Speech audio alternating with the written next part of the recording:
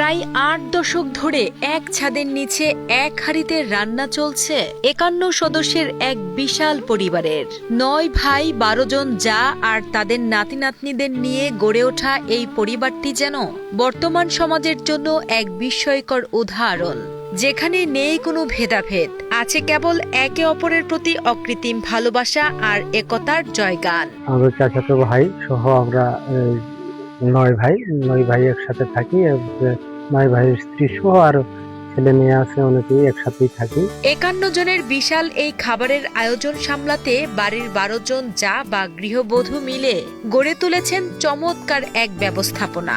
সারাদিনের কাজের চাপ সামলাতে তারা ৪ জন করে ৩ দলে ভাগ হয়ে সকাল, দুপুর আর রাতের রান্নার দায়িত্ব পালন করেন। বাড়ির এক পুত্রবধূ জানান, বিয়ের পর ছোট পরিবার থেকে এসে শুরুতে একটু সংকোচ লাগলেও এখন সবার আদরে বড় পরিবারই তার কাছে স্বর্গ। কেউ রান্নায় ব্যস্ত, তো কেউ বা বাড়ির সবার কাপড় সেলাইয়ের দায়িত্ব সামলাচ্ছেন। হিংসা বিদ্বেষহীন এই মেলবন্ধন সত্যিই বিরল। ৫০ জন সদস্য রান্না সবাই একখানেই হয়, আমরা এক ডেকে রান্না করি। আমরা ১২ জনের মধ্যে ভাগ করে নিয়েছি, সকালে ৪ জন, দুপুরে 4 জন এবং রাত্রে 4 জন। আমার বিয়ে হয়েছিল 12 বছর আগে। আমি প্রথমে মনে করেছিলাম যে বিয়ে হওয়ার পরে কিভাবে আমি কাজ করব, কিভাবে প্রথমে সংকোচ লাগতো, কিন্তু এখানে এসে আমি অনেক আনন্দ পেয়েছি। মৌলভীবাজারের এই পরিবারের সবচেয়ে বড় সম্পদ হলো তাদের পরবর্তী প্রজন্ম।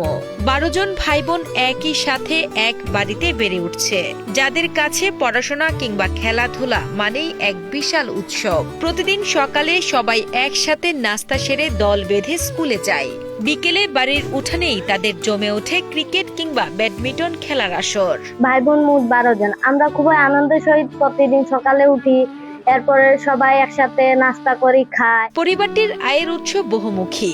১০০ বিঘা জমির ফসল, মৎস্য খামার আর ফলজ বাগান থেকে যেমন অঢেল খাবার আসে, তেমনি সদস্যদের মধ্যে কেউ শিক্ষক, কেউ চিকিৎসক, কেউ এনজিও কর্মী, আবার কেউ বা আছেন প্রবাসে। মাস শেষে সবার অর্জিত আয় জমা হয় বড় ভাইয়ের হাতে, যা থেকে মেটানো হয় পরিবারের সব প্রয়োজন। ১৯৪৭ সালে দেশভাগের আগে ভারত থেকে আসা ভীম রুদ্রপালের উত্তরসূরিরা আজও সেই পূর্বপুরুষের নীতি মেনে চলছেন। যে কোনো সমস্যা হলে সবাই মিলেমিশে সমাধান করাই তাদের দীর্ঘ ৮০ বছর টিকে থাকার মূল রহস্য, যা আজ পুরো এলাকার মানুষের কাছে এক অনুকরণীয় দৃষ্টান্ত। আমাদের পরিবারের আয় ইনকামটা হচ্ছে বিভিন্ন ধরনের ফলজ গাছ, বনজ গাছ। তাছাড়া আমার বড় ভাই একজন, উনি ব্রাকে জব করেন। এরপরে প্রবাসী ২-১ জন আছে। আমরা সবাই মাস শেষে, একজন ডাক্তারও আছে।